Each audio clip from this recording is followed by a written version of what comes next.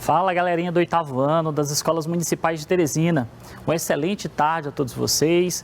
Meu nome é professor Barroso, professor de língua portuguesa. Então, vamos assistir uma aula. Já deixo logo a mensagem de que você pegue o seu caderno, pegue o seu lápis, pegue o seu livro didático. Hoje teremos questões sobre esse livro, então deixe tudo separadinho e vamos lá, vem comigo, vamos assistir a aula.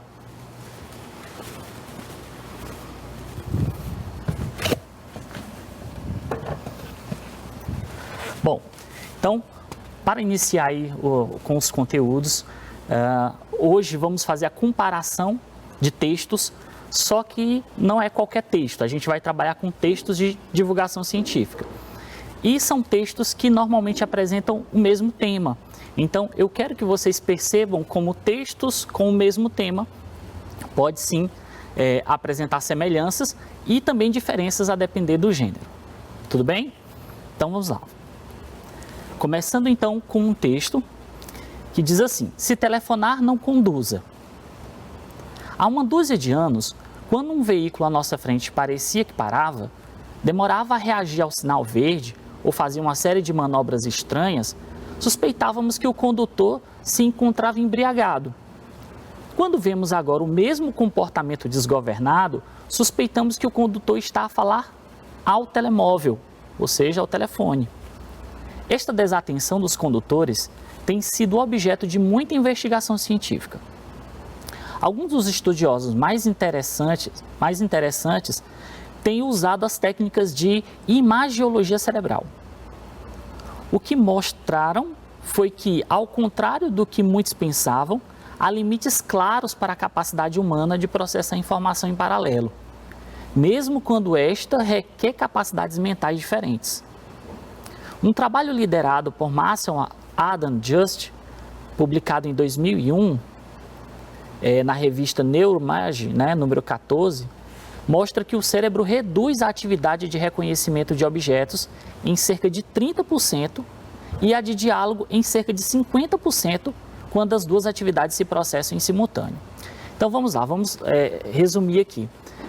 O que o texto se propõe a mostrar são os dados de um texto científico, que mostra que se você conversar ao telefone, você perde a capacidade de espaço, de visibilidade espacial.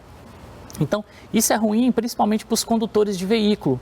Então, quando normalmente pegam no telefone aí, eles estão botando em risco a vida deles e a dos outros também no trânsito. E aí, essa primeira parte, esse finalzinho aí, mostra os dados de uma pesquisa que mostra que quando se trata de uma conversa, por exemplo, dentro de um carro, reduz a capacidade do condutor de enxergar o que está à sua frente em pelo menos 50%. Isso é um dado importante. Continuando o mesmo texto, diz: o mesmo cientista e seus colaboradores estudaram posteriormente o problema da capacidade de processamento paralelo nos casos de condutores de veículos. Num artigo publicado este ano na revista Brain Research, explicam que o diálogo pode diminuir a atividade de processamento espacial em cerca de 37%. Um novo estudo, acabado de publicar por um jornal de psicologia aplicada, mostra que mesmo com os sistemas mão livres, a conversação por telemóvel reduz significativamente a capacidade de reação dos condutores. O pesquisador, o psicólogo Frank Drills, um psicólogo de Utah, e sua equipe compararam os erros e falhas de condutores em conversa com passageiros e em conversas telefônicas em alta voz. Segundo relataram, um passageiro adiciona um segundo par de olhos e ajuda o condutor. Mas uma conversa ao telemóvel, ao telefone, portanto, com uma pessoa que não percebe o que está a passar na viatura, no carro, e por isso não abranda o diálogo em momentos de condução mais difíceis. Então, nesse caso, ele distrai perigosamente o condutor.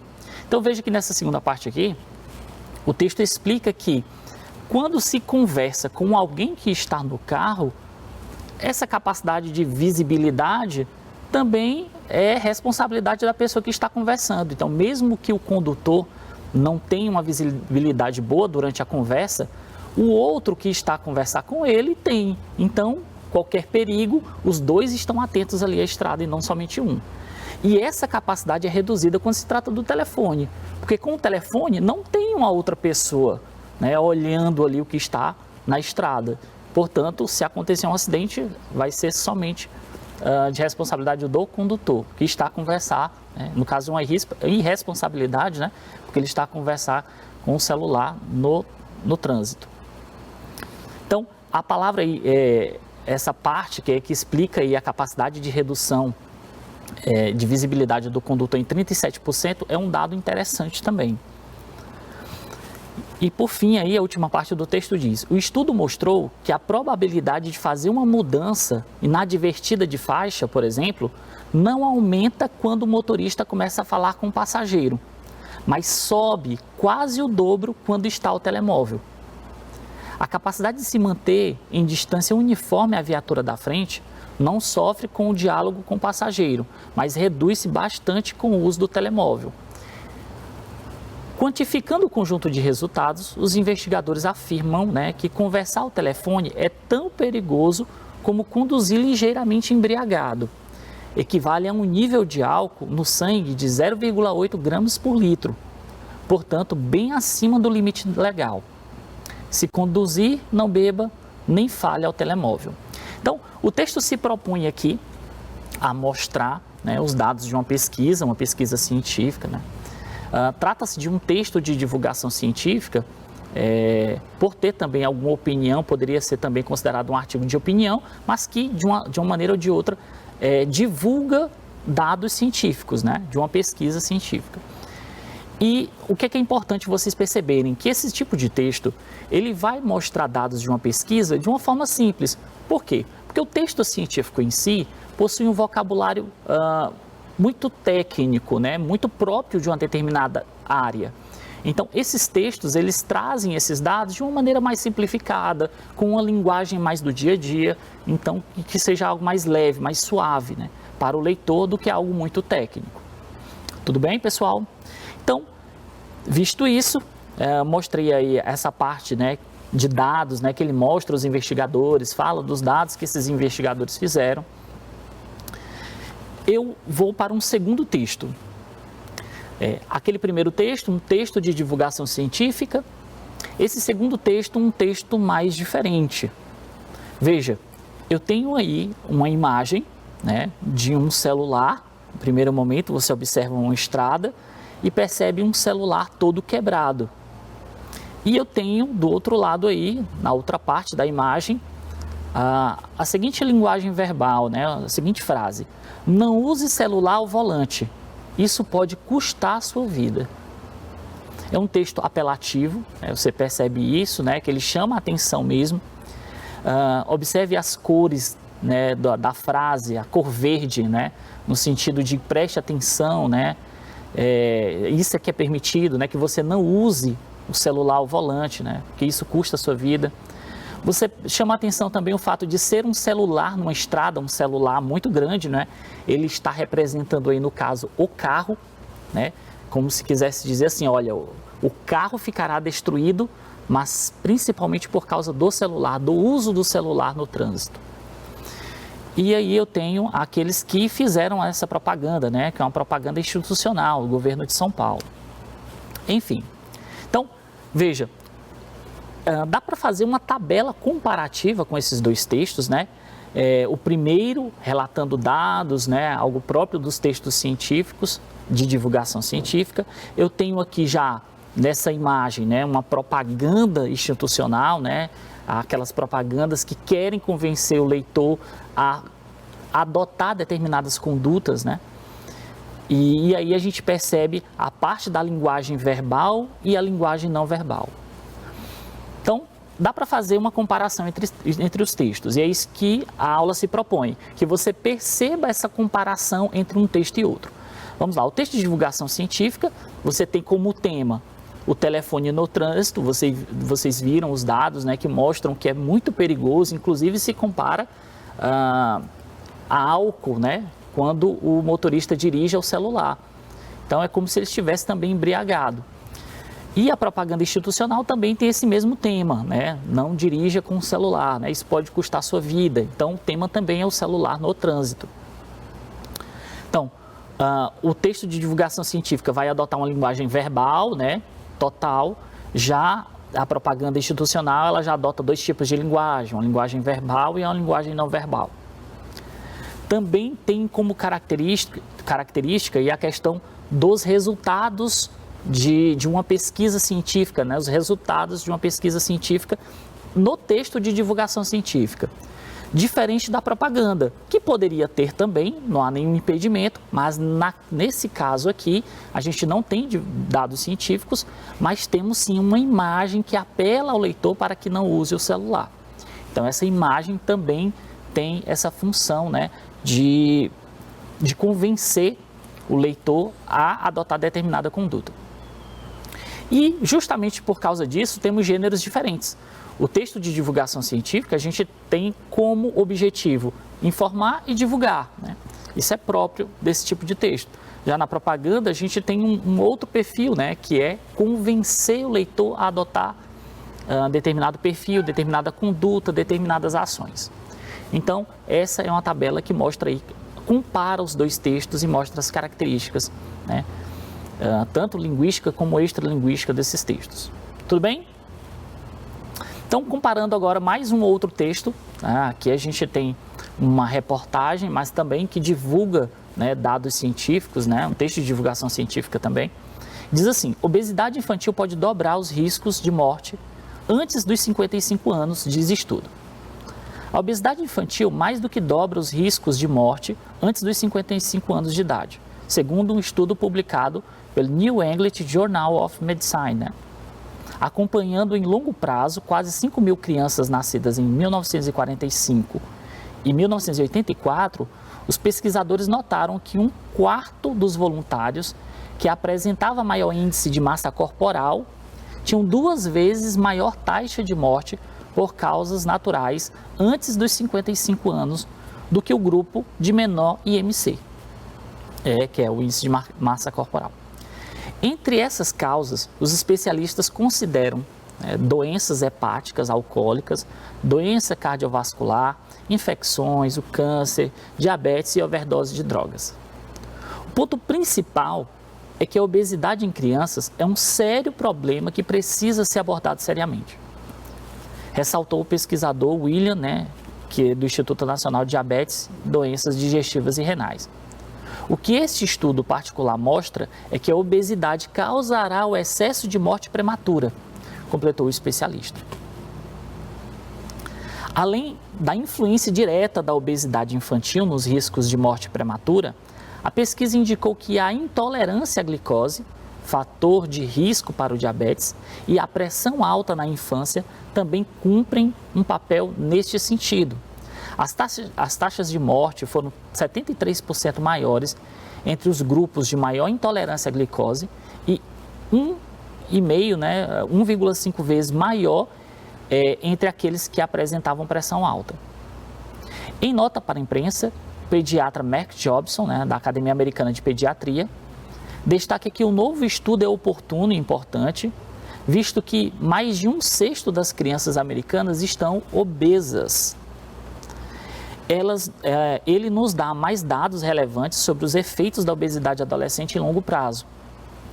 E, seguindo as diretrizes da academia, o especialista recomenda a medida do índice de massa corporal em todas as crianças e uma abordagem no estilo de vida daqueles que se apresentam obesas, aquelas crianças que se apresentam acima do peso. Para a prevenção, segundo ele, os pais podem usar o chamado 52-10, 5 porções diárias de frutas e vegetais, 2 horas ou menos de TV por dia, 1 hora de exercícios e nenhuma ou pouquíssima bebidas açucaradas, como refrigerantes, por exemplo. Ao estabelecermos familiaridade com o texto em questão, podemos comprovar acerca de tudo que foi expresso anteriormente. Então, o que a gente pode ver aí? Temos aí uma reportagem que traz dados de uma pesquisa científica, que mostrou aí que a obesidade infantil é causa, de mortes de todos os fatores. Então, assim, através do índice de massa corporal, o IMC das crianças, é possível se trabalhar com dietas, né, adotando determinadas condutas no dia a dia que elimine essa gordura em excesso, né, ou que diminua pelo menos essa obesidade. E aqui eu tenho um quarto texto, né, esse texto que a gente acabou de ler é uma reportagem, mas tem um texto que divulga dados científicos, né, um texto de divulgação científica. E esse outro aqui, vamos tentar correlacionar os dois. Aqui eu tenho venda casada, eu tenho uma criança claramente acima do peso e eu tenho alguém que oferece, possivelmente a mãe, né, não dá para saber, mas que ela diz assim, aqui está o brinde e o lanche. Veja, eu tenho um lanche ali, né, fazendo referência à marca de sanduíches aí famosa, né, de fast food, e eu tenho um medidor de pressão, né, já alertando, olha, esse é um lanche que é riquíssimo em calorias. Então, o brinde que tem que vir é o medidor de pressão, porque isso vai acabar, esse tipo de alimentação acaba, né, com a criança, em termos aí de obesidade, né, de peso, de estar acima do peso. E, novamente, comparando os dois textos, o que é que eu tenho aí? Eu tenho uma reportagem de divulgação científica, né, que divulga dados científicos, que o tema é obesidade infantil. Eu tenho uma charge que também tem esse mesmo tema, obesidade infantil. Numa, eu tenho uma linguagem verbal, no caso da reportagem, né, uma linguagem verbal. Já na charge, como é próprio desse tipo de texto, né, desse gênero textual, a gente tem a linguagem verbal e a linguagem não verbal. Depois, na reportagem de divulgação científica, temos os dados, óbvio, né, do estudo, né, do tema, os dados, os resultados. Já na charge, não, eu tenho uma imagem, né, que causa humor, mas também com uma fina ironia, porque traz um medidor de pressão junto com o lanche, né? Então tem uma fina ironia aí também. E temos, claro, como são gêneros diferentes, temos aí objetivos diferentes, né? A reportagem que faz essa divulgação dos dados científicos dessa pesquisa, ela quer informar, ela quer divulgar. Já a charge não, ela quer criticar, né? Fazer refletir. Então, é a comparação que a gente tem dos dois textos. Tudo bem até aqui, pessoal? Então, vamos seguir. Então, chegou a nossa hora de praticarmos aqui, né? Vamos fazer algumas comparações e ver como vocês se saem. Vamos lá. Primeiro momento aqui eu tenho dois textos, não são textos de divulgação científica, mas são textos que vai exigir que você os compare para que a gente possa resolver as questões. Vamos lá, diz assim, texto 1. Menor preço.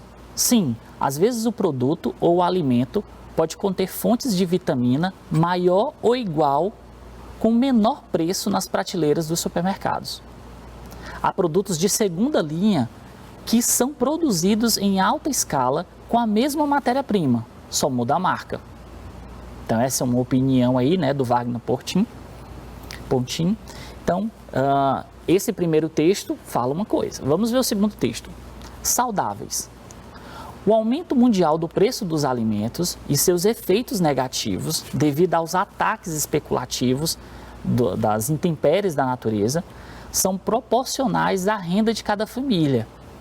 A saída natural é consumir frutas, verduras e legumes da estação. Aí você pode até perguntar, professor Barroso, que estação?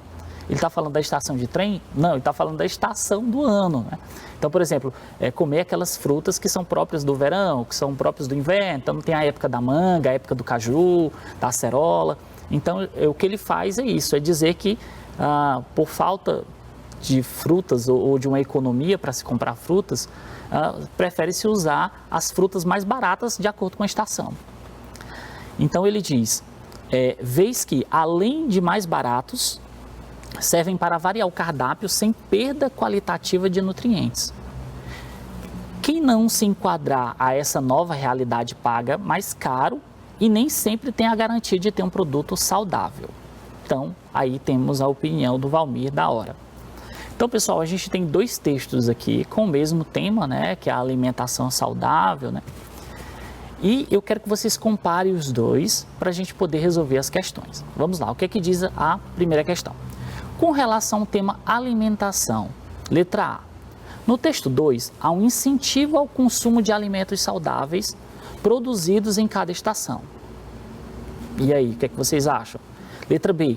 no texto 2, os alimentos saudáveis são considerados caros e sem garantia de serem nutritivos.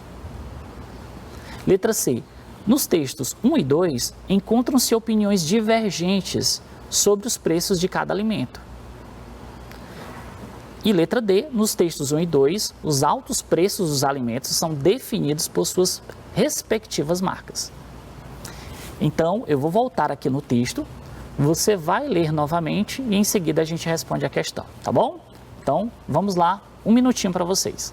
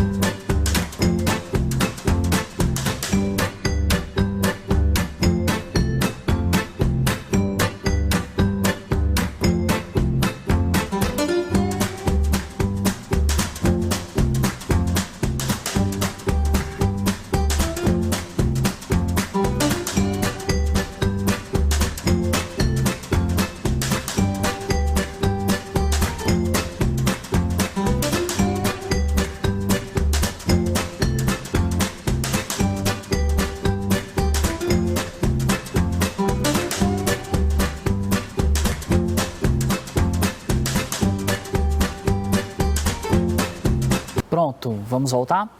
Então, com relação ao tema alimentação, letra A. No texto 2, há um incentivo ao consumo de alimentos saudáveis produzidos em cada estação. O que foi que você viu? Quando eu falei estação, eu falei justamente para que você percebesse isso. É exatamente a letra A, né? O que ela quer mostrar? O texto 2, ele quer dizer o seguinte, olha, quando você quer economizar, utilize, né, experimente aquelas frutas de cada estação, porque elas são mais baratas e você acaba comendo uma comida saudável. Por que não é letra B? No texto 2, os alimentos saudáveis são considerados caros e sem garantia de serem nutritivos. Bom, aqui no texto 2, ele não fala de garantias de serem nutritivos, né? Ele fala sim que garantem que são nutritivos por se tratar de frutas. Então, quando ele fala sem garantia, o que está errado é essa expressão. Na verdade, é com garantia porque são frutas, tá bom? C. O texto 1 e 2 encontrou opiniões divergentes sobre os preços de cada alimento. Isso é importante, pessoal, essa comparação de opiniões divergentes, né? Quando se trata de textos com opinião. Bom, no texto 1, ele fala de marcas, né? E fala também de preços. E no texto 2 também, ele fala de preços e fala justamente para que você coma as frutas de cada estação por serem mais baratas. Então, eles não possuem opiniões divergentes. Na verdade, os dois estão criticando o preço desses produtos, dessas frutas, né? Então, o que está errado aí na letra C, a palavra divergentes. Na letra D diz, nos textos 1 e 2, os altos preços dos alimentos são definidos por suas respectivas marcas. Pessoal, o único texto que fala em marcas é só o texto 1, certo? Não é o texto 2, o texto 2 não fala em marcas. Portanto, a correta aí é a letra A. Tudo certo, pessoal? Tudo ok? Então, vamos para um texto aí do livro didático. Então, pegue o seu livro didático, abra na página 202, tá? E vamos fazer a leitura aí do texto do Carlos Drummond de Andrade, poeta brasileiro, né, famosíssimo.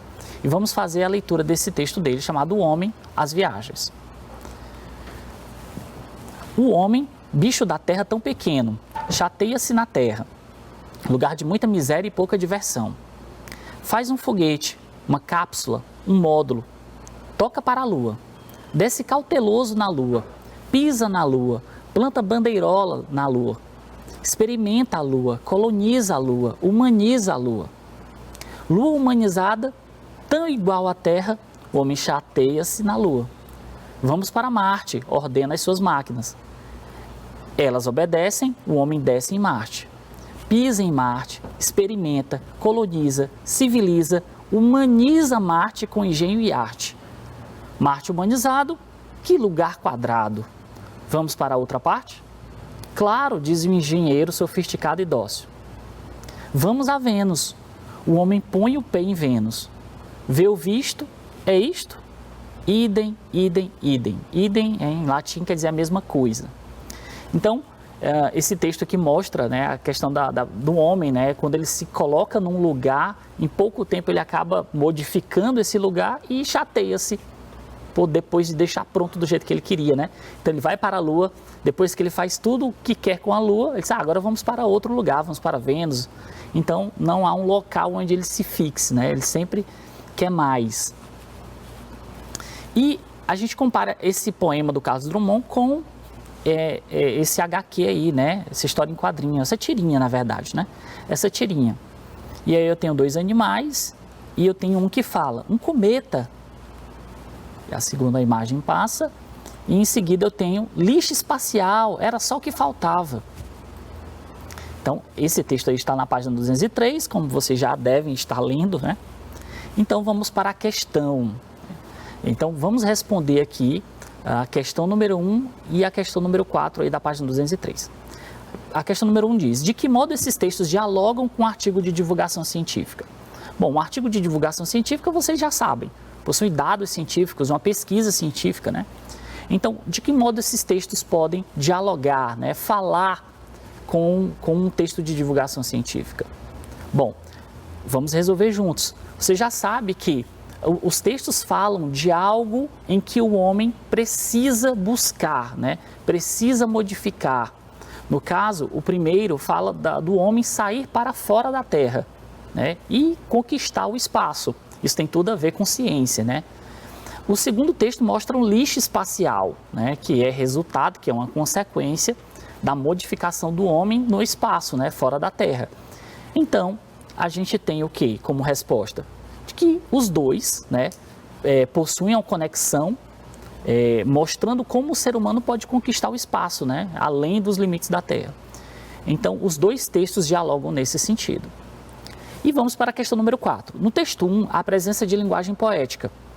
Claro, é uma poesia, né? No caso é um poema, né? Do caso do Drummond de Andrade. Pelo uso de metáforas. Isso acontece no artigo de divulgação científica, a mensagem na garrafa e na tirinha. Bom, voltando um pouco nas páginas do livro de vocês, existe um texto, né? Um artigo de divulgação científica, que é a mensagem na garrafa. E aí ele pergunta, olha, essa mensagem na garrafa e a tirinha tem tudo a ver? A resposta é que, no caso do artigo de divulgação científica, a linguagem ali predominante vai ser a linguagem formal. Não há espaço para a linguagem poética, até porque não se trata de um poema, né? Então, nesse caso, vocês podem perceber que, embora o texto de divulgação científica ele pode trazer sim expressões, uma ironia, né? Mas não vai ser uma linguagem poética, porque não é próprio desse gênero. Esse gênero é um texto formal, é um texto objetivo e não apresenta esse tipo de linguagem. Tudo bem até aqui? Então, vamos encerrar a nossa aula mostrando, né, o que aprendemos na aula de hoje. A gente comparou textos, né, com o mesmo tema, que isso é importante, ver como esses textos se aproximam, mas não qualquer texto. Trabalhamos aí o texto de divulgação científica. Tudo bem, pessoal? Então, obrigado pela atenção de vocês, né? Fiquem com Deus e na próxima aula nos veremos. Tchau, pessoal!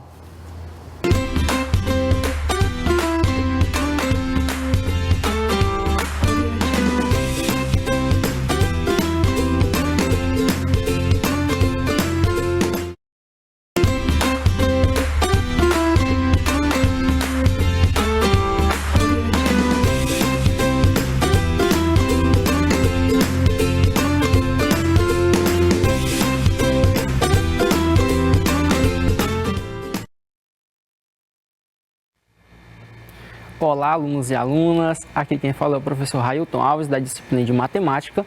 Sou professor da Rede Municipal de Ensino de Teresina, ministro aula na Escola Municipal Júlio Lopes Lima, localizada na Zona Sul de Teresina. Gostaria primeiramente de mandar um forte abraço para toda a equipe gestora da Escola Júlio Lopes, para toda a equipe de professores, para os alunos da escola e para você, aluno que está acompanhando esta aula juntamente conosco. Vamos começar a nossa aula. Bem, esta aula é uma aula voltada para as turmas de 8º ano do ensino fundamental e o conteúdo que nós veremos hoje é triângulos, soma dos ângulos internos. Vamos começar. O descritor que nós iremos trabalhar na nossa aula de hoje, que é o EF08MA11, que é reconhecer que a soma dos ângulos internos de um triângulo é igual a 180 graus. Essa propriedade nós já vimos ela em aplicações em outros exercícios em aulas passadas, mas hoje nós veremos mais aprofundadamente e faremos a demonstração dessa propriedade. O conteúdo mais especificamente que nós iremos trabalhar, que é soma dos ângulos internos de qualquer triângulo. Nós veremos que essa propriedade ela é válida para qualquer tipo de triângulo, independentemente da forma que ele tenha. O objetivo que eu quero que vocês atinjam ao final desta aula, que é compreender o processo de soma dos ângulos internos de um triângulo, bem como aplicar esses conceitos na resolução de situações problemas que contemplem o estudo dos ângulos internos e externos de um triângulo. Nós veremos que existe uma relação entre a soma dos ângulos internos e externos de um triângulo, ou seja, existe uma relação entre o ângulo externo e o ângulo interno de um triângulo a partir do seu vértice. Vamos continuar. Introdução. Aqui diz o seguinte: os triângulos são polígonos formados por 3 lados. Dentro do conjunto de todos os polígonos, os triângulos são os mais simples, por apresentarem menos lados, mas possuem propriedades e características complexas. Nós vimos em aulas passadas o estudo dos polígonos e nós vimos que o triângulo é o mais simples dos polígonos, possuindo nesse caso 3 lados e 3 vértices. Uma delas se refere à soma de seus ângulos internos, que é sempre igual a 180 graus, ou seja, ele já nos disse qual é o valor dessa soma. Nós sabemos que um triângulo ele tem no total 3 ângulos internos e ele está dizendo que essa soma desses ângulos é igual a 180 graus. Em aulas passadas, nós vimos o estudo do triângulo isósceles e o estudo do triângulo equilátero. Nós fizemos a aplicação do estudo dos ângulos de um triângulo equilátero. Nós vimos que os ângulos internos de um triângulo equilátero são todos iguais, ou seja, digamos que eu chamasse esse ângulo interno de x, a soma de todos os seus ângulos seria 3x. E nós vimos em aplicações de exercícios, através do uso de equações, nós fizemos uma igualdade.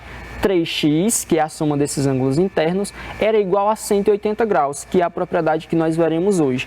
E, por consequência, resolvendo essa equação, nós encontramos que um ângulo interno de um triângulo equilátero mede 60 graus. E isso só foi possível graças a essa propriedade que afirma que a soma dos ângulos internos de qualquer triângulo é 180 graus. Independentemente do formato do triângulo, do seu tamanho ou de qualquer outra característica. Sendo assim, um triângulo ABC com ângulos internos AB e C, observe que ele deu uma nomenclatura diferente para os ângulos. Ele representou aí através de letras minúsculas. Nós podemos representar por letras minúsculas, por números e por letras gregas.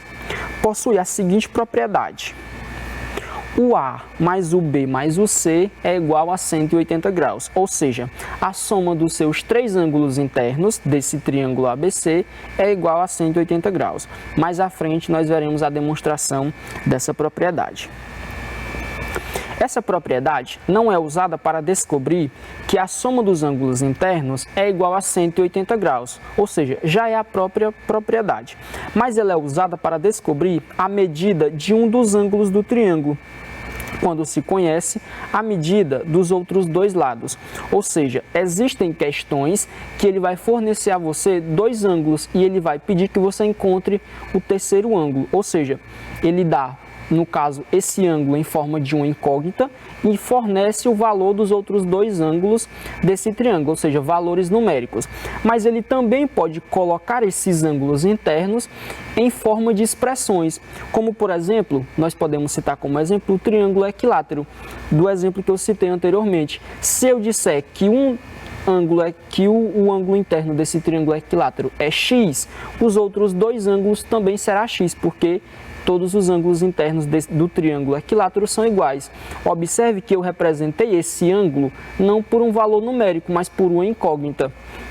Ou seja, ele pode trazer questões com valores numéricos para você encontrar o terceiro ângulo, ou ele pode trazer esses ângulos internos em forma de expressões para que você encontre o valor dessa incógnita e assim consiga determinar o valor desses ângulos. Exemplos. Primeiro exemplo. Qual é a medida do ângulo alfa na figura a seguir? Observe que ele já representou o ângulo através de uma letra grega. Nós temos aí a representação de um triângulo e nós temos aí o ângulo, o vértice de cima representado pelo ângulo alfa. E os dois ângulos da base, cada um medindo 50 graus. Observe que esse triângulo é um triângulo isósceles, que foi o triângulo que nós vimos na nossa aula passada. Por quê?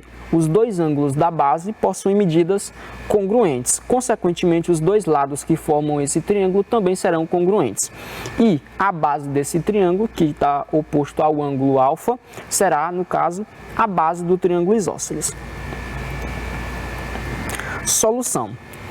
Sabendo que os ângulos internos de um triângulo totalizam 180 graus, podemos escrever a seguinte expressão.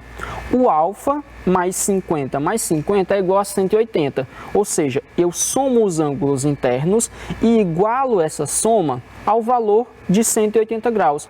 Porque, segundo a propriedade, essa soma é igual a 180 graus. E a partir disso, nós acabamos de criar uma equação. E como nós temos uma incógnita representada pela letra alfa, nós podemos operacionalizar essa expressão e encontrar o valor de alfa. Continuando, nós temos aí, como os dois valores de 50 graus estão somando, eu posso passá-los para o outro lado através do princípio aditivo da igualdade, subtraindo. Então, eu irei encontrar que o ângulo alfa ele mede 80 graus. Um segundo exemplo, ele diz o seguinte: calcule o valor de x no triângulo a seguir. Observe que ele continua utilizando uma incógnita. No exemplo anterior, ele usou a letra alfa. Nesse segundo exemplo, ele traz aí a letra x como uma incógnita. Só que observe o seguinte, agora ele deu todos os ângulos em forma de expressões numéricas. Um ângulo é 2x, outro ângulo é 3x e o terceiro ângulo é 4x. Ou seja, ele não forneceu o valor numérico de nenhum ângulo. Ele forneceu expressões numéricas que representam o valor desses ângulos através de uma incógnita. Ou seja, como que nós conseguimos determinar o valor desses ângulos? Nós precisamos encontrar o valor dessa incógnita e assim determinar o valor de cada um desses ângulos. Solução. A solução é idêntica à nossa questão anterior. Nós iremos somar os três valores e iremos igualar a 180 graus. Portanto, nós temos aí 2x mais 3x mais 4x igual a 180 graus. Somando todos os valores, nós teremos aí 9x igual a 180 graus. Utilizando aí o princípio multiplicativo da igualdade, eu vou dividir ambos os membros dessa igualdade por 9 e eu irei encontrar que o nosso x ele é igual a 20 graus. Observe que x é igual a 20 graus. Eu não estou dizendo que um ângulo desse triângulo é igual a 20 graus. Se eu quisesse determinar os ângulos desse triângulo, eu teria que substituir o valor de x nas expressões que ele deu que representam cada um dos ângulos. Por exemplo, um dos ângulos mede 2x. Ao substituir o x por 20, 2 vezes 20, 40. Ou seja, um desses ângulos teria 40 graus. O segundo, 3x, substituindo pelo valor de x igual a 20, eu teria que o segundo ângulo mediria, nesse caso, 60 graus e assim sucessivamente. Veremos a seguir o passo a passo de como demonstrar que a soma dos ângulos internos de um triângulo é igual a 180 graus. Vamos lá. Demonstração. Observe o seguinte, o procedimento usado para demonstrar que a soma dos ângulos internos de um triângulo é sempre igual a 180 graus será feito a seguir em etapas e baseia-se em outro conhecimento. Que conhecimento é esse? Os ângulos formados em um fecho de retas paralelas cortadas por uma transversal. Nós também já vimos esse tipo de conteúdo em aulas passadas. Observe o seguinte, para compreender bem a demonstração, lembre-se, ângulos alternos são congruentes. Além disso, lembre-se também de que as semirretas, que definem um ângulo raso ou ângulo de meia volta, cujo valor é 180 graus, formam uma reta. Isso significa que qualquer ângulo observado sobre uma reta terá essa medida. Ou seja, ele está se referindo ao processo de que, se você pegar uma circunferência e traçar um segmento de reta, cortando essa circunferência ao meio, passando pelo centro da circunferência, e você separar essas metades, cada uma dessas metades, se você numerasse de forma angular essas metades, cada uma delas teria o valor de 180 graus, ou seja, o que nós chamamos de um ângulo raso ou ângulo de meia volta, porque uma volta completa tem ao todo 360. A etapa 1 diz o seguinte, ou seja, a etapa 1 da demonstração. Desenhar um triângulo ABC cuja base é BC. Observe apenas que esse triângulo é aleatório, pode ser qualquer triângulo, e que a base também pode ser AC ou BA, que o resultado obtido será o mesmo. O que é que ele está dizendo? Nós iremos construir um triângulo e ele definiu para esse triângulo uma base, que ele chamou de base BC. Mas essa base do triângulo poderia ser qualquer um dos três lados, ficaria ao seu critério a escolha desse lado. A etapa 2 diz o seguinte, sobre o vértice A, trace a reta paralela ao lado BC, como mostra o exemplo a seguir. Ele traz aí o triângulo ABC e ele traz aí um segmento de reta passando pelo vértice A, que está oposto à base BC, que ele definiu, e ele formou, nesse caso, três ângulos. Mas a primeira consequência é essa, você tem que definir uma base para o triângulo e, consequentemente, você irá traçar um segmento de reta paralelo a essa base que você definiu, passando pelo vértice oposto. Ele trouxe aí o vértice A, oposto à base BC, mas, dependendo da sua escolha, poderia ser o vértice B ou o vértice C, de acordo com a escolha da base que você definiu. Nós temos aí a reta passando pelo vértice A, que é paralela ao lado BC, onde o BC é a base do triângulo. E, por último, nós temos a base BC do triângulo, que, como eu já falei, poderia ser qualquer lado que você escolhesse. Terceira etapa, colocar sobre esse desenho os ângulos internos. Aí ele numerou esses ângulos, alfa, beta e gama do triângulo, e os ângulos θ e lambda, que foram formados no processo.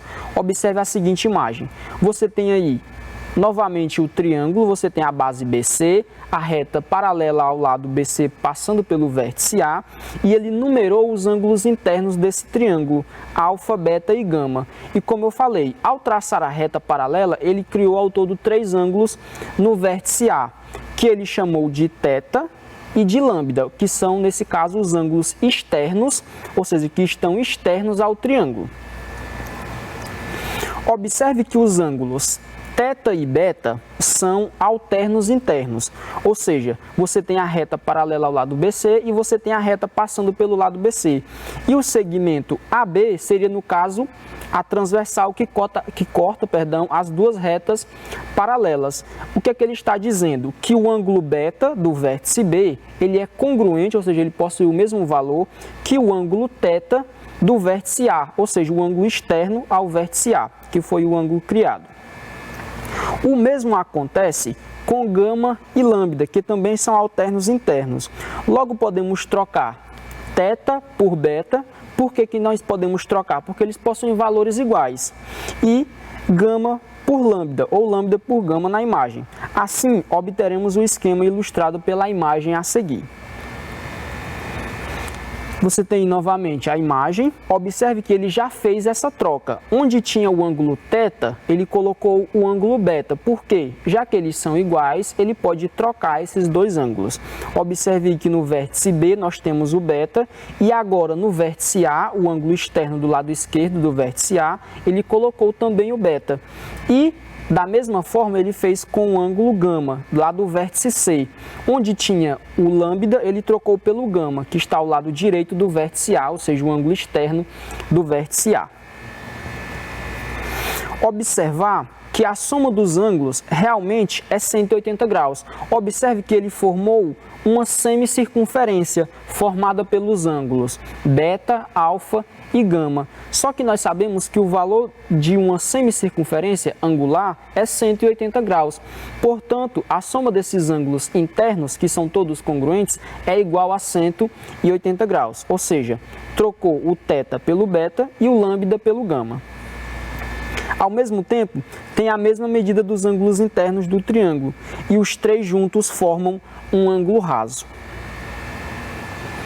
Logo, alfa mais beta mais gama é igual a 180 graus, que é justamente a semicircunferência que forma lá o vértice A. Observe atentamente, beta, alfa e gama. Beta externa ao triângulo, alfa interna ao triângulo dentro do vértice A e gama externa ao triângulo também no vértice A.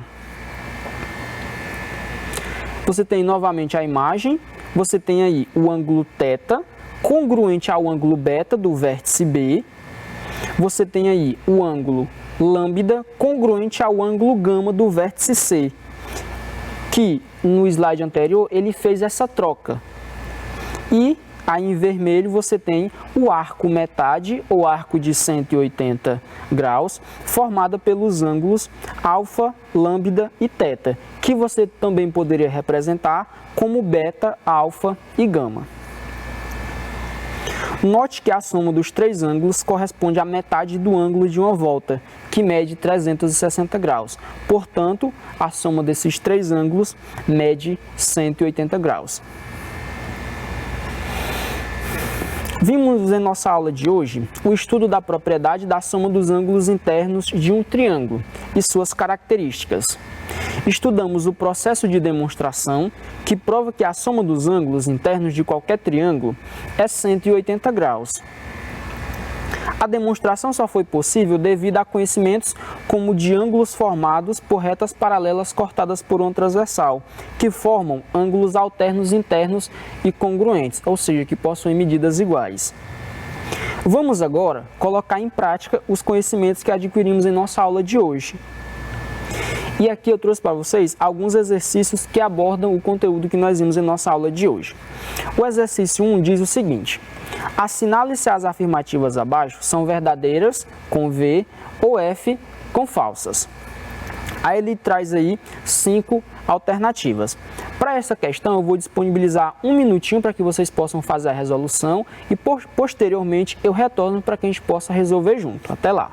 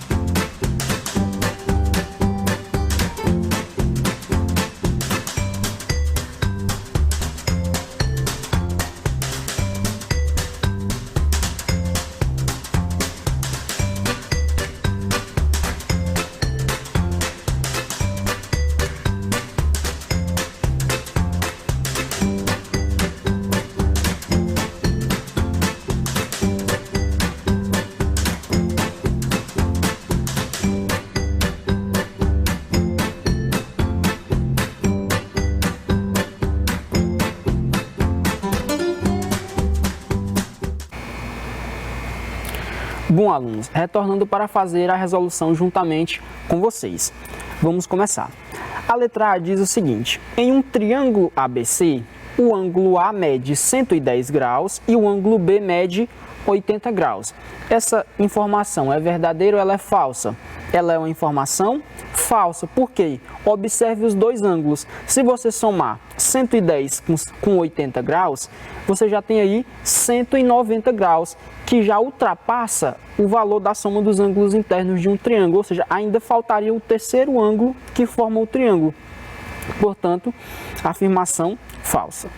A letra B diz o seguinte: a soma dos ângulos internos de um triângulo é maior que 180 graus. Informação também falsa. Nós vimos na nossa aula de hoje que a soma dos ângulos internos de um triângulo ela é igual a 180 graus e não maior.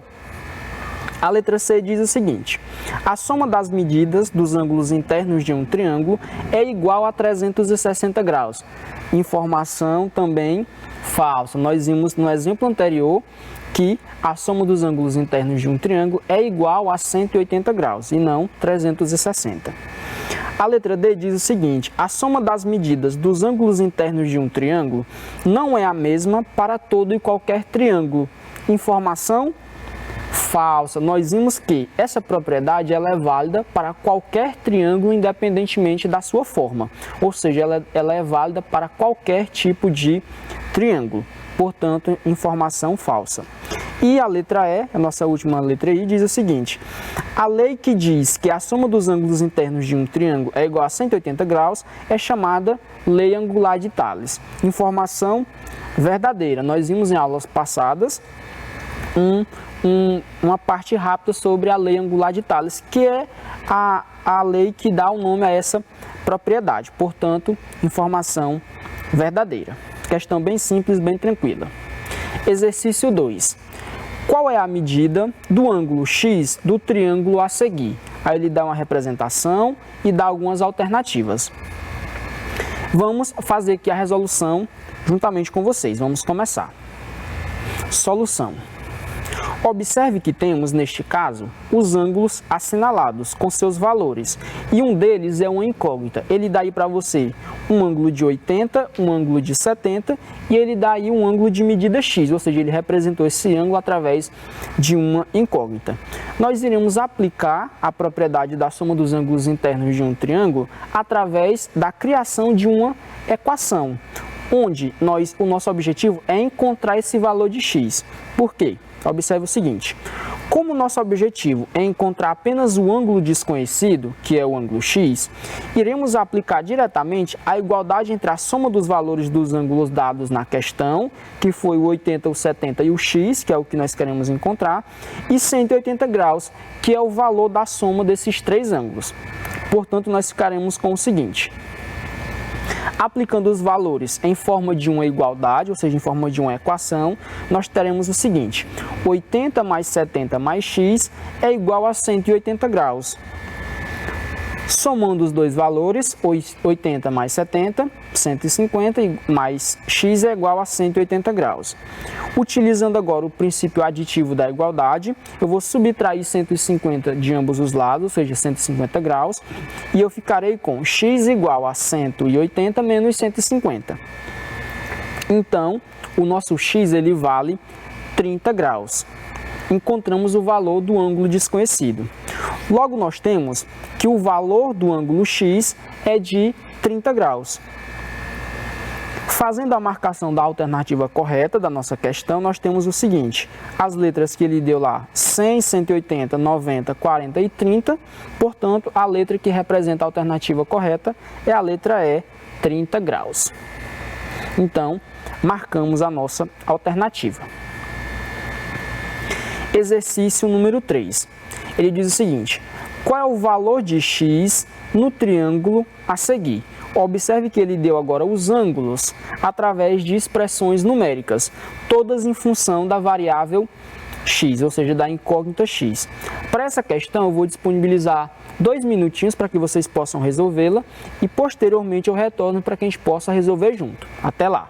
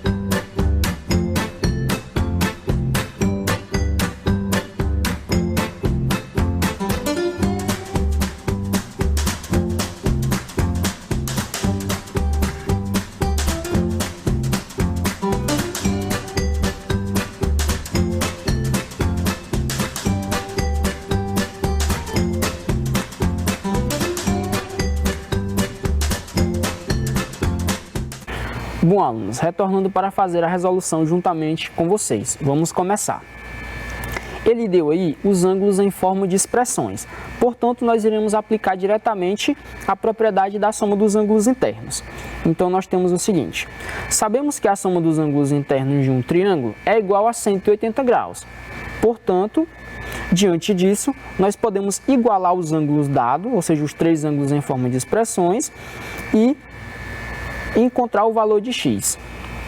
Montaremos, nesse caso, uma equação em função de x, e assim poderemos resolver encontrando esse valor, ou seja, o valor da incógnita x.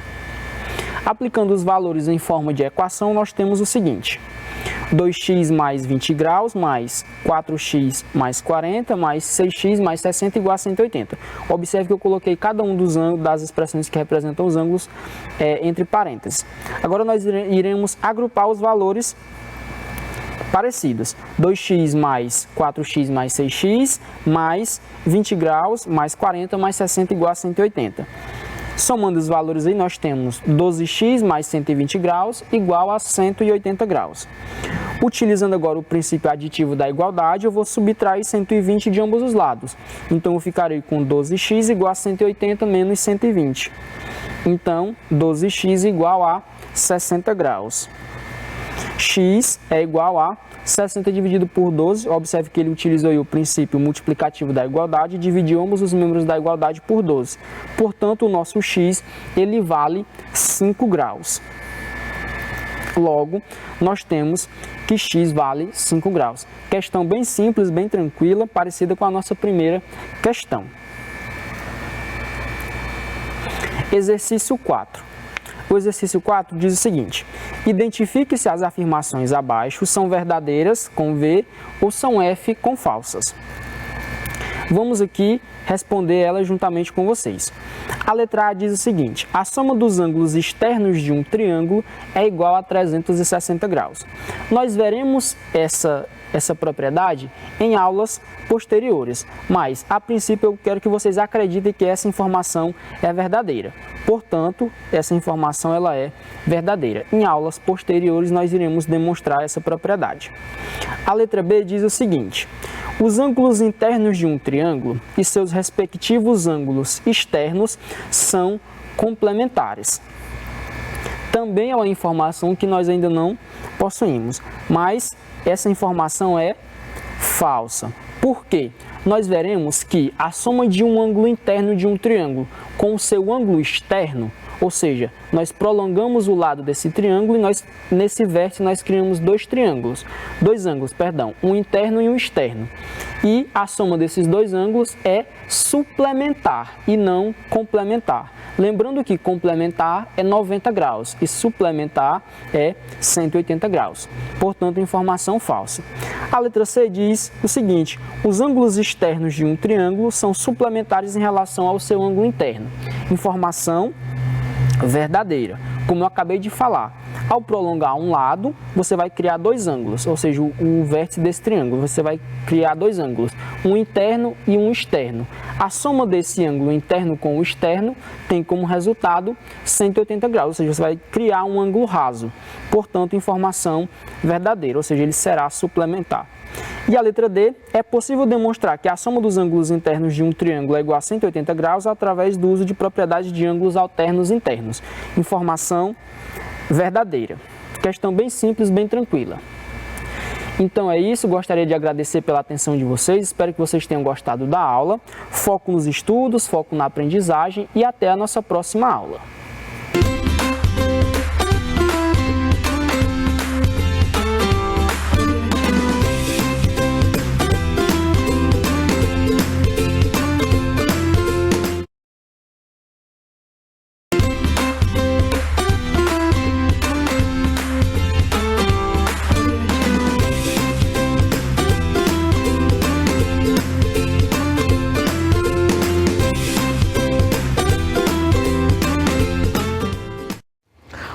pessoal, tudo bem? Eu espero que sim. Eu sou a professora Débora, professora de Ciências do 8º ano. E vocês já passaram por uma situação que ventou tanto que vocês pensavam que estava acontecendo um furacão? Na aula de hoje nós vamos falar sobre ventos, o movimento do ar. Então é isso. Pega seu caderno, pega sua caneta para anotar os principais pontos dessa aula, tá bom? Então vamos lá.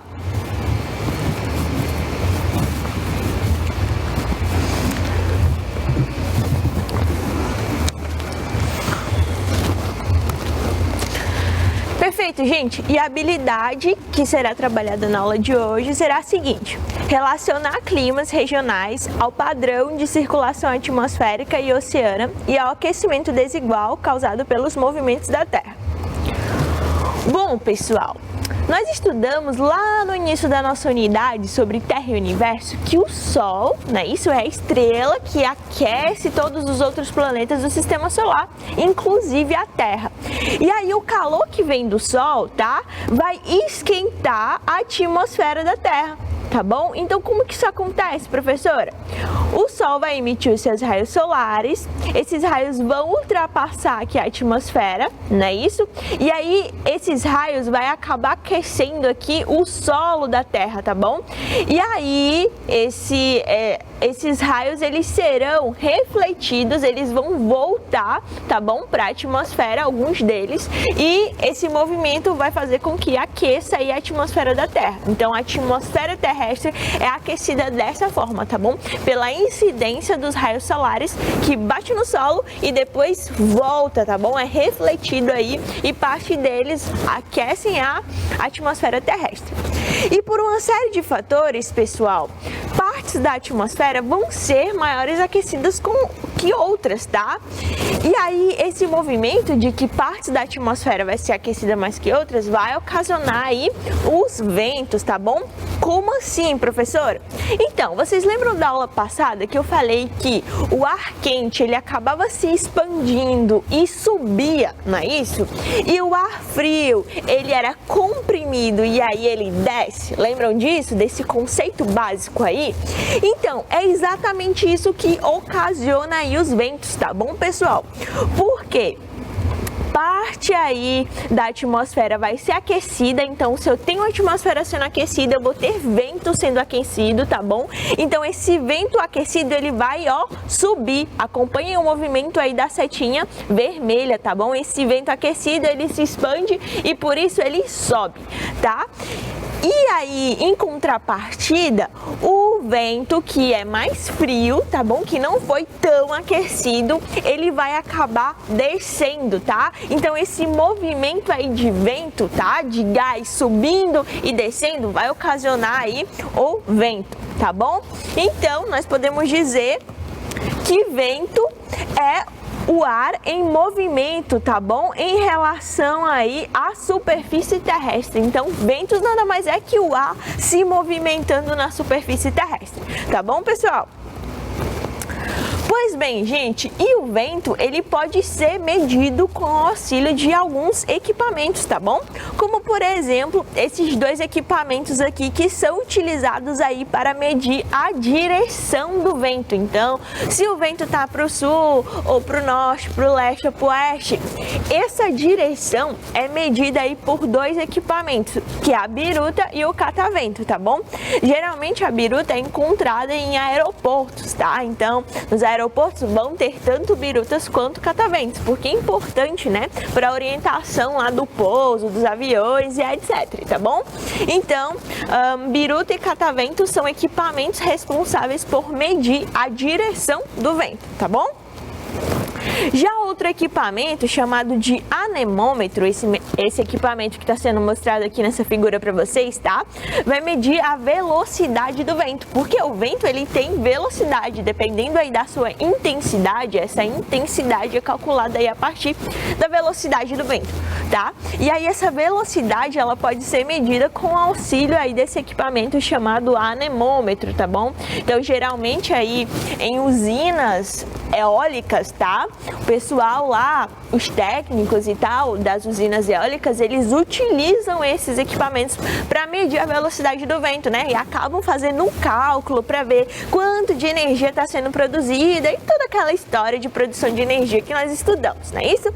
Além disso, pode também existir anemômetro aí nos aeroportos, né? Porque é muito importante aí nos aeroportos saber qual que é a direção, qual que é a velocidade para evitar acidentes, não é isso? Com os aviões.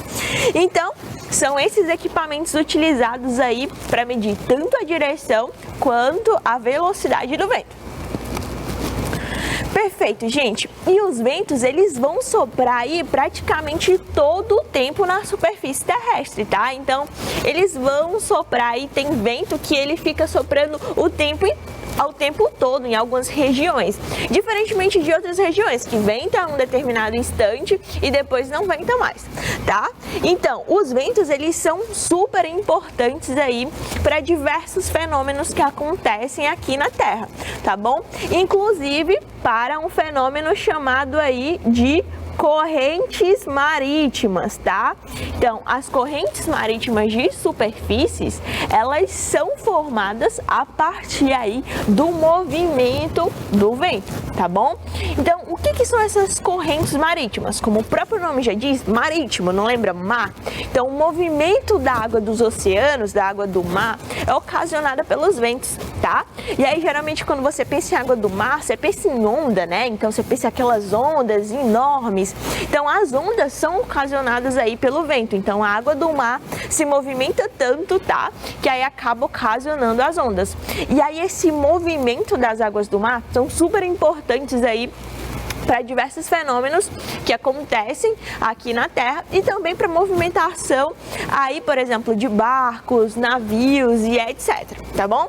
Então, uma das funções do vento aí é formação das correntes marítimas, tá bom?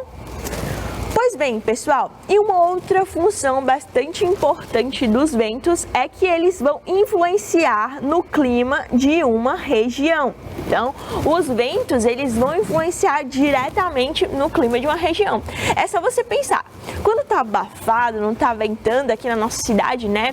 Difícil ventar, né? Isso, então, a gente pode falar isso com propriedade.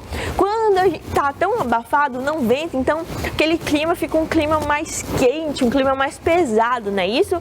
Diferentemente de quando tá ventando, você sente aquela brisa, não é isso? Então, o clima ameniza mais um pouquinho. Então, é exatamente isso, tá, pessoal? Que o clima vai influenciar diretamente aí no clima.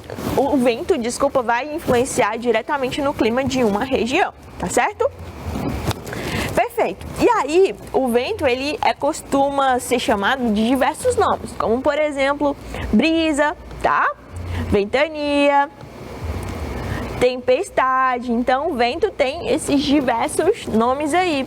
E a nomenclatura do vento geralmente vai depender da velocidade do vento. Então, quando você fala brisa, você pensa o quê? Em uma brisa tranquila, um vento mais tranquilo, não é isso? Aquele vento que revigorante, né? Aí você abre a janela e fala, eu tô sentindo uma brisa, não é isso? Então, brisa é um vento mais calmo, então tem uma menor velocidade aí no vento da brisa, não é isso? Já uma ventania, você pensa o quê? Em um vento mais forte, né? E também uma tempestade, você pensa aí em um vento muito mais forte, tá bom, pessoal? Perfeito, gente. E aí, quanto mais velozes os ventos são, tá? Maiores estragos eles podem causar, tá? Isso é bastante óbvio, é só você pensar. A gente acabou de falar aí de brisa, de ventania, tá bom? E aí, quanto mais veloz um vento vai ser, maior estrago ele vai causar. Pode derrubar árvores, casas, como nós já iremos ver diversos fenômenos que são relacionados aí com a velocidade do vento, tá bom? Diferentemente aí de ventos que são mais calminhos, tá? Que não vão causar tanto estragos, tá bom? Então, a velocidade do vento, pessoal, é medida aí em quilômetros por hora, tá bom? Então, o vento, ele pode ser medido, lembra do anemômetro, que ele tem essa função, aquele equipamento que mede a velocidade do vento, e ele vai medir a velocidade do vento em quilômetro por hora. E aí eu trouxe aqui diversos exemplos para vocês observarem aí a velocidade do vento, tá? Então, Olha só, prestem atenção nessa primeira imagem. Essa primeira imagem está mostrando uma chaminé, tá? E uma fumaça subindo. Então, quando a fumaça está subindo verticalmente, tá bom? Para cima, então o vento tá aí em uma velocidade de 0 a 1 km por hora, tá bom? Então tá um vento mais calminho, tá bom?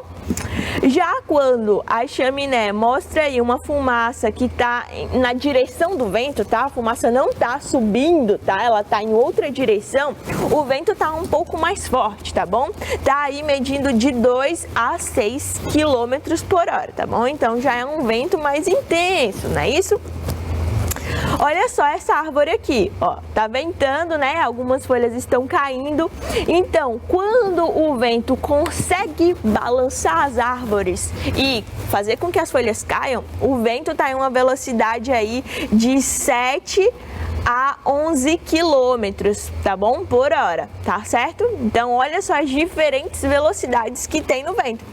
Quando um vento consegue balançar uma bandeira, por exemplo, então essa bandeira, que é a bandeira do Brasil, está sendo balançada por um vento. Então, isso significa que a velocidade do vento já é maior que a daquela da árvore, tá bom? Então, significa que a velocidade do vento tá de 12 a 19 quilômetros por hora, tá bom? Quando um vento consegue levantar folhas de papel, por exemplo, lixo que esteja espalhado pelo chão. Então, quando o vento consegue levantar objetos do chão, tá? Objetos leves, obviamente, a velocidade dele tá aí de 20 a 29 km por hora, tá? E aí, quando as árvores começam a ser balançadas, tá bom? Então, aquele topo das árvores começa a ser balançado, diversas folhas estão caindo, então a velocidade está ainda maior, de 30 a 39 km por hora, tá bom? Então, olha só, quando o vento consegue quebrar os galhos de uma árvore, tá? Os galhos mais finos, olha só a velocidade do vento, de 60 a 74 km por hora, tá bom? Quando o vento consegue destelhar as casas, tirar as telhas lá das casas, então esse vento está com uma velocidade muito alta, tá bom? De 75 a 87 km por hora. E aí, quando o vento consegue quebrar as árvores lá no tronco, significa que a velocidade dele está aí de 80 a 101 km por hora. Então, olha só que absurda essa velocidade, né? E aí, quando ele consegue derrubar casas, postes e etc., essa velocidade ainda é maior, tá? De 102 a mais quilômetros por hora. Então, vocês conseguem perceber que as diferentes velocidades do vento vai ocasionar em maiores ou menores estragos? Sim, né? Isso aqui é óbvio, mostrando aqui essa figura para vocês. Então, a velocidade do vento vai variar aí de maiores estragos ou menores estragos, tá bom? Perfeito, gente. E aí, esses maiores e menores estragos, eles são relacionados com fenômenos que estão diretamente relacionados aos ventos, tá? Então, existem uma diversidade de fenômenos relacionados aos ventos, que é como, por exemplo, os furacões, tá? Os ciclones, os tornados, como está sendo mostrado nessa figurinha aqui para vocês, tá bom? E aí nós iremos ver as diferenças, as características de cada um desses fenômenos. Pois bem, gente, começando aí pelos ciclones, tá? Então, os ciclones, eles são uma espécie de rodamoinho de ar, tá? Gigante. Então, como está sendo mostrado aqui nessa figura, olha só. Parece um grande funil, não é isso? Então, isso aqui é um ciclone, tá? E aí, os ciclones, eles vão acontecer devido às diferenças de pressão atmosférica, tá? Diferença de pressão atmosférica que estão acontecendo entre o Equador, que é o meio, tá bom? E os polos. Então, quando essa diferença se acentua a ponto de formar um ciclone, então os ciclones vão acontecer, tá bom? Então, quando a pressão, a diferença de pressão entre o Equador, que é aquela que fica no meio, e os polos, tá bom? Essa pressão aumenta tanto, há uma diferença de pressão, os ciclones vão acontecer, tá bom? E aí eles vão possuir extensão de dezenas de quilômetros, tá? Então esse ciclone aqui, olha só, ele vai percorrer uma extensão muito grande, tá? Então ele não fica localizado só apenas naquele local ali onde ele tá? Ele consegue se espalhar, passar para os outros locais, tá bom? Então a extensão dele é muito grande. E aí os ventos que são produzidos aí nesse fenômeno dos ciclones podem chegar a 300 quilômetros por hora. Então, olha só que absurdo, pessoal. 300 quilômetros por hora. Pense em um carro que está a 100 quilômetros por hora, tá? Então, um carro, quando está a 100 quilômetros por hora, é uma velocidade bastante considerável, né? O carro consegue ser bem rápido, né? Imaginem essa velocidade de 100 triplicada. Então, 300 km por hora é uma velocidade muito grande, tá bom? Perfeito, gente. E uma coisa que eu quero chamar a atenção de vocês é que o seguinte, os ciclones, eles têm nomes diferentes, tá? Então, dependendo da região da Terra, do mundo onde acontece, eles vão ter nomenclaturas diferentes. Como, por exemplo, quando os ciclones eles acontecem aí na parte leste do Pacífico, nessa parte leste do Pacífico, essa parte aqui é azul, tá bom? Então, quando o ciclone está acontecendo aqui nessa parte azul, tá bom? Essa parte mais ou menos do Oceano Atlântico, onde fica localizado a América do Sul, tá bom? Que o nosso país está localizado. Então, quando o ciclone acontece nessa região onde o Brasil está localizado, tá? Na parte leste do Pacífico, ele recebe a nomenclatura aí de furacão, tá bom? Então, furacão e ciclone é a mesma coisa. Só que os furacões acontecem na parte leste do Pacífico, nessa parte azul, tá bom? Que está sendo mostrado nessa figura aí para vocês. Já quando os ciclones eles acontecem na parte oeste do Pacífico, mais ou menos na Ásia, tá bom? Japão, China, eles recebem a nomenclatura de tufões, tá bom? Então, furacões e tufões são a mesma coisa de ciclones, só que eles acontecem aí em locais diferentes. Os furacões vão acontecer na parte leste do Pacífico e os tufões vão acontecer na parte oeste do Pacífico, tá bom? E aí, pessoal, os ciclones e os furacões e os tufões, que também são chamados de tornados, vão ser nomes diferentes para um mesmo fenômeno, tá? Só que eles vão acontecer em um local diferente. Lembram disso, tá? Furacões acontecem na parte leste do Pacífico e os tufões vão acontecer na parte oeste do Pacífico, tá? E aí esses fenômenos, eles geralmente são acompanhados aí de bastantes estragos, tá bom? Como está sendo mostrado aqui nessa figura, tá? Isso aqui foi um furacão, essa primeira figura aqui que eu tô mostrando com a setinha amarela, foi um furacão que aconteceu na América do Norte, lá nos Estados Unidos, tá bom, pessoal? Então, olha só o estrago que causou, né?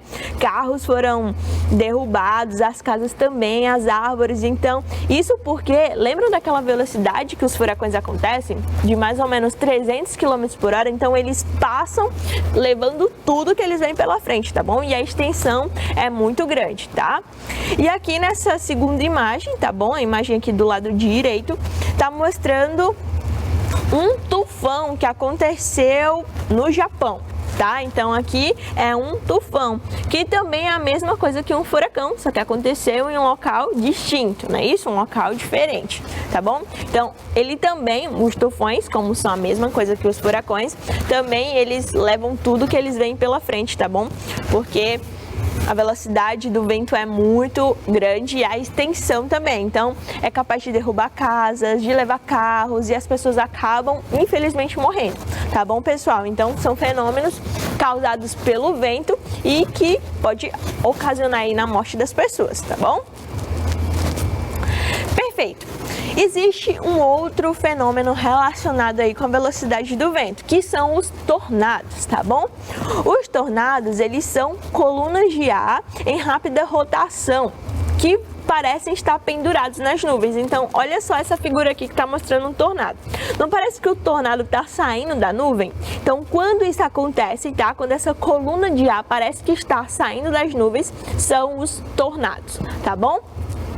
E os tornados, eles parecem com nuvens em forma de funil. Olha só, se você observar bem esse tornado, ele tem aqui o formato da nuvem, não é isso? E aí ele vai se afunilando, parecendo com um funil, tá bom, pessoal?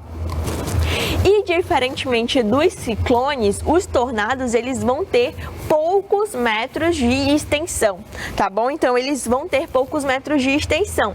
Porém, a velocidade dos tornados são bem maiores que as dos ciclones, porque os tornados eles podem chegar a ventos aí de 500 km por hora. Então, apesar de ter pouca extensão, os estragos são bem maiores. Só não são maiores porque a extensão é menor, não é isso? Mas por onde ele passa, ele devasta tudo, tá bom? Beleza, então por onde os tornados vão passar, eles vão literalmente sugar o que eles encontram no caminho e vão levar consigo, tá bom? Então, por exemplo, se tiver aqui nessa região onde está acontecendo esse tornado aqui, fazendas, tá? Eles vão sugar as vacas, os cabritos, as ovelhas, as casas, madeira, o que tiver pelas frentes, eles literalmente sugam, tá bom? E aí, depois de se mover por muitos quilômetros, tá? Não é extensão tão grande quanto os ciclones, mas depois de se mover por uns 100 quilômetros, eles acabam perdendo a força, tá? E aqueles materiais, animais e etc, que ele acabou sugando, ele vai se dispersar no ar, então vai literalmente soltar os animais, madeira, enfim, e aí esses objetos serão dispersos no ar e aí vão acabar caindo, tá bom? Então, quando ele perde a força, tudo vai retornar ao chão, tá bom?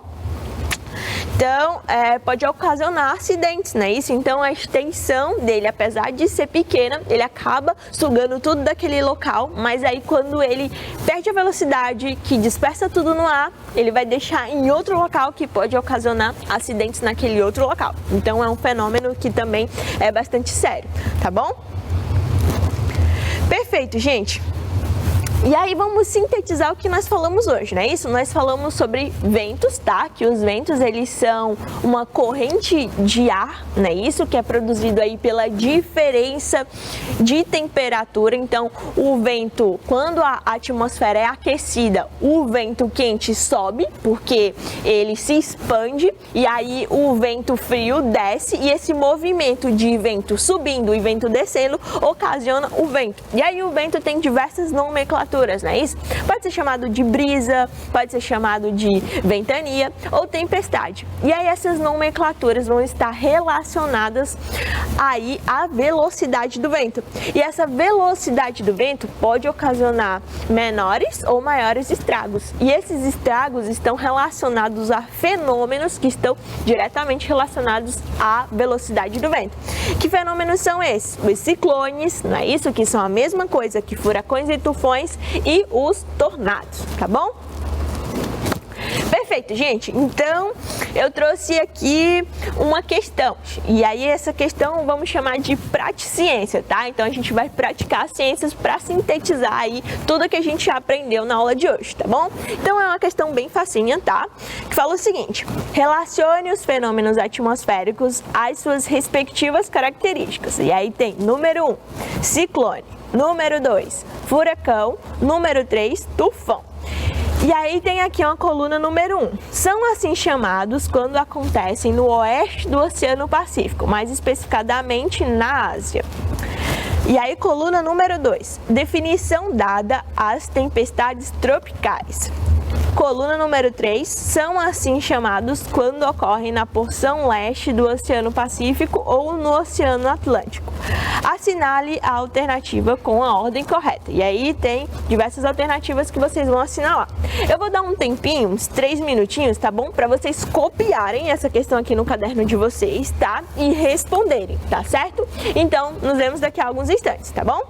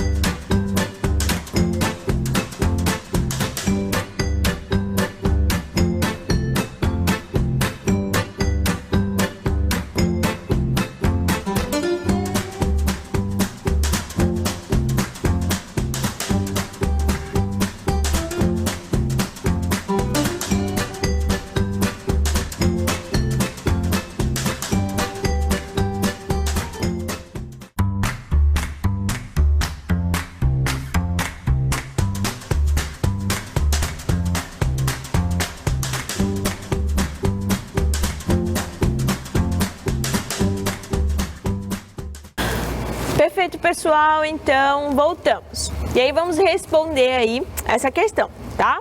Então é o seguinte, pessoal, tinha diversos fenômenos aqui, não é isso? Fenômenos que acabamos de estudar, os ciclones, os furacões e os tufões. E aí vocês teriam que relacionar com essa segunda coluna aqui. Então vamos lá. São assim chamados quando acontecem, olha só, no oeste do Oceano Pacífico, mais especificadamente na Ásia, tá?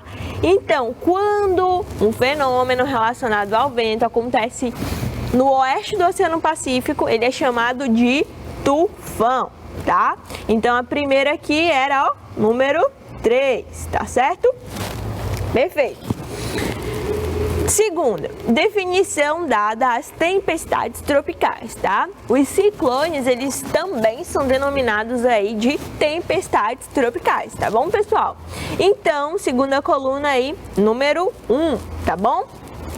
E terceiro, são assim chamados quando ocorrem na porção leste do Oceano Pacífico ou no Oceano Atlântico. Então, quando acontecem um fenômeno relacionado ao ar atmosférico na porção leste do Oceano Pacífico, especificadamente no Oceano Atlântico, tá?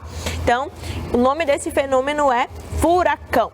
Tá? Então é o que acontece na América do Norte e na América do Sul em menos intensidade, tá bom? Porque na América do Sul não acontecem muitos desses fenômenos relacionados ao ar, mas na América do Norte, tá bom? Então vamos lá procurar a nossa alternativa, não é isso? Então a alternativa correta seria a alternativa aí, letra C, não é isso? 3, 1 e 2. Tá bom, pessoal? Então, quem acertou, muito bem. Aprendeu direitinho a aula de hoje. Então, pessoal, essa foi a nossa aula de hoje, tá? Nós falamos de ventos, o ar em movimento. Então foi isso, pessoal. Eu espero que vocês tenham gostado dessa aula, tenham aprendido tudo direitinho. É isso. Um forte abraço para todos, um grande beijo e até a próxima aula.